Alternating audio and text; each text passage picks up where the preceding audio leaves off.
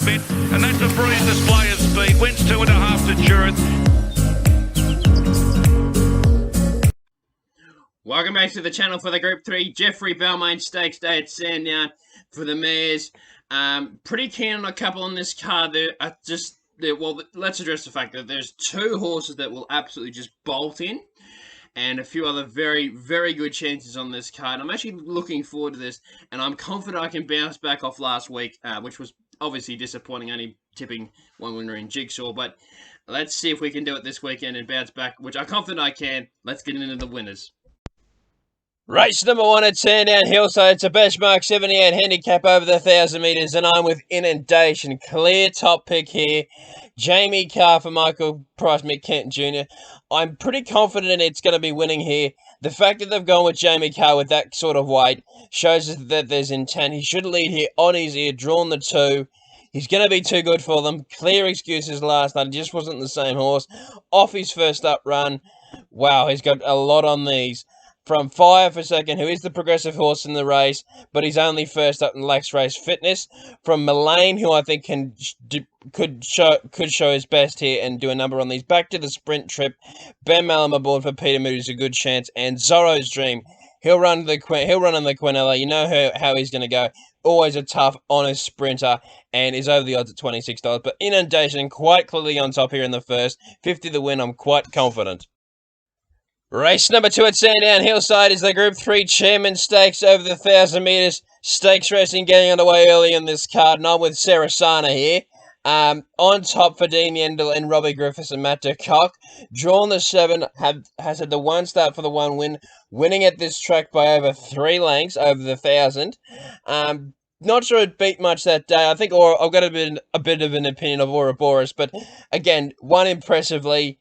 And I think he can go on with it here. And I'm going to trust it's had to run at Sandown now. It has the track experience, and I think should be favourite over Vici, who is obviously the main danger to it. Drawn the 6 for Ethan Brown. Myron used this. You're not going to find a better jockey in form than Ethan Brown, and was impressive down the straight over the 1,100. But 1,100 back to the 1,000. You don't see it work very often, but I think that this team can do it. Perilous Fighter for third. I think's over the odds for Clayton Douglas and Craig Williams on debut at $18. And Zolvacar, if it could get back to its debut win, could run a bit of a race here. But Sarasana on top in the Group 3 Chairman Stakes, 25 the win. I think it can be bolting in. Race number 3 at Sandown Hillside, and it's an 1,800 metre benchmark 70. And I'm pretty confident on one here. And I think a lot of punters are going to be. Hennessy Lad on top, quite clearly the one to beat. Sorry for bringing up its last start, but just had no luck in the straight at Moonee Valley.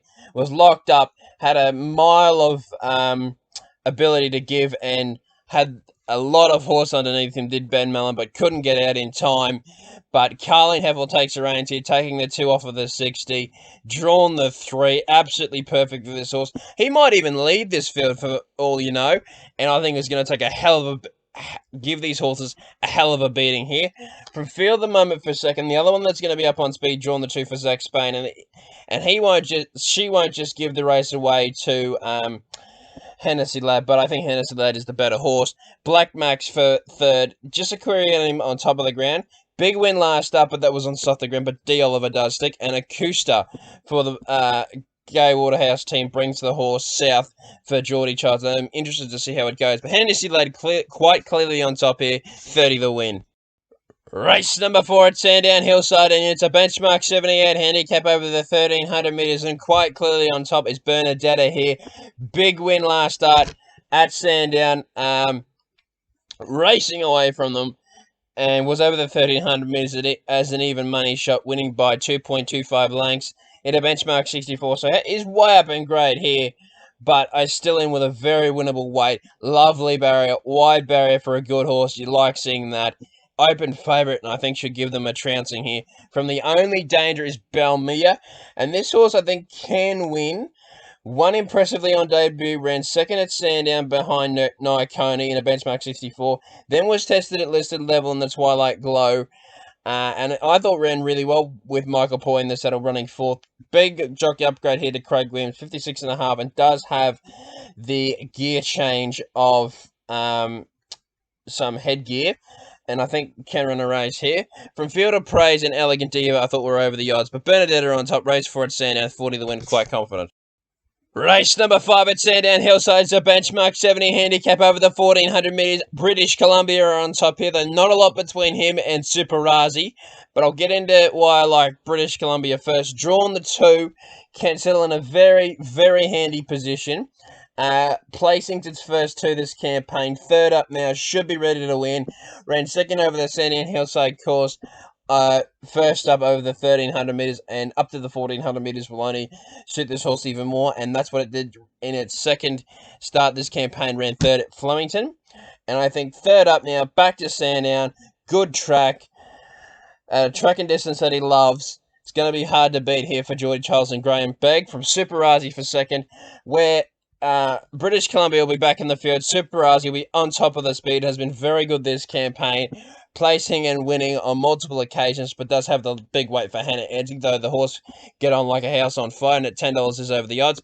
Unusual Culture for third for Jamie Carr is a chance of its first up run, and Reinberg, I thought third up could run the race, but drawn wide in barrier 8. But British Columbia on top, race 5 at Sandown, and Super Razi for second, but there's not a lot between them. 25 the win on British Columbia, and 10 each way, Super Razi. Race number 6 at Sandown, and it's a benchmark 84 handicap over the 1300 metres.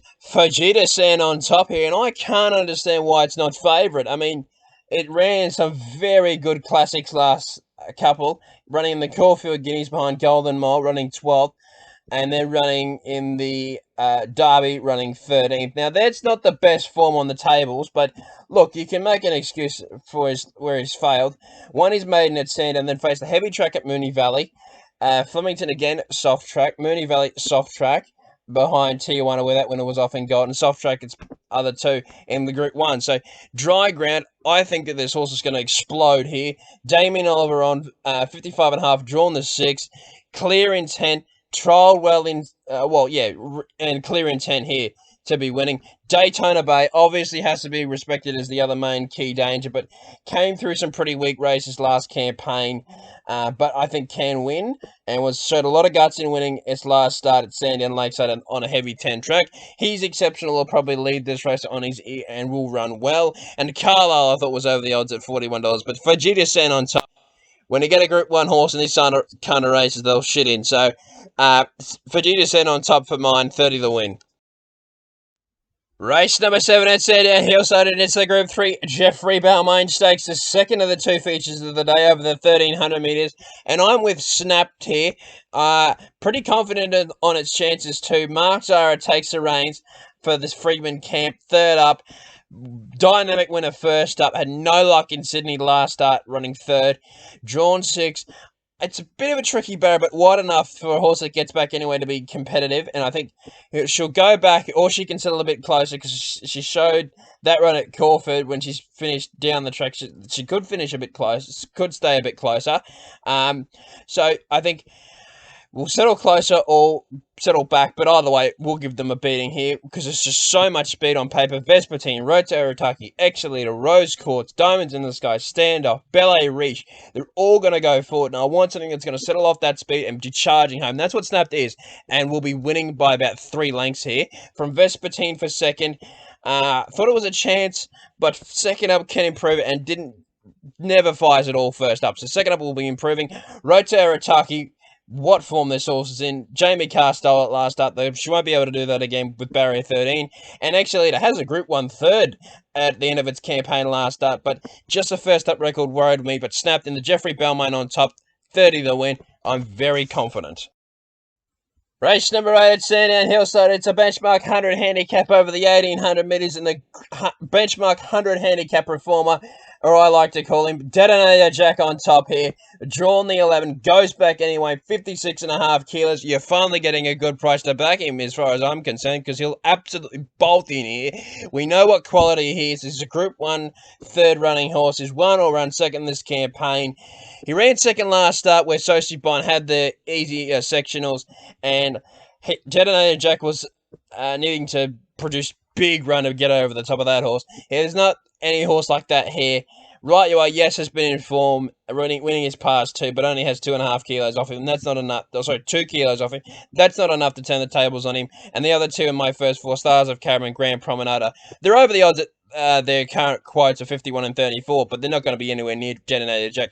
Detonator Jack on top, very, very confident he can post that another win and bounce back for us punters. 50 the win, race 8, Sandown Hillside.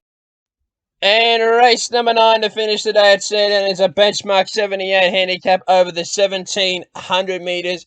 Very hard to split my top two here in St. Lawrence and River Plate, but I've got St. Lawrence on top, and I think he's going to win it. 4 from 4. This horse is an absolute champion. I think he's a Group 1 horse in the making. Winner of its past 2 at Sandown Hillside. Last start, only narrowly beating We Take Manhattan, but that horse in this field is $34, and he's the 480 well-backed second elect here, so I think can run very, very well. From River Plate for second, he's second, but he can very easily win it because he's going to lead here for D. Oliver. He's got the barrier to do so, where St. Lawrence is going to be probably either posted wide or back with his barrier, and that's why I've put him in my strategy, because I think he could steal it from the front. Glory Days, I think, can improve off its first up run in the Port Fairy Cup for Mark Zara and Mar Eustace, and Hasseltoff, Tom Dabbing places his horse as well, and he wouldn't be racing it here if he didn't think it was a chance. And at 21s, you're going to have something on the place for him. But St. Lawrence and River Plate, the 2 to fight at 8, race 9, Sandown Hillside, 25 the win on both of them. Thank you all very much for watching my preview of Sandown Hillside this weekend for the Group 3 Geoffrey Bellmaine Stakes Day. Hope you've enjoyed it, and we've got a big one coming up next weekend. The autumn officially starts with a Group 1 CF4 Stakes Day, the first Group 1 of the autumn.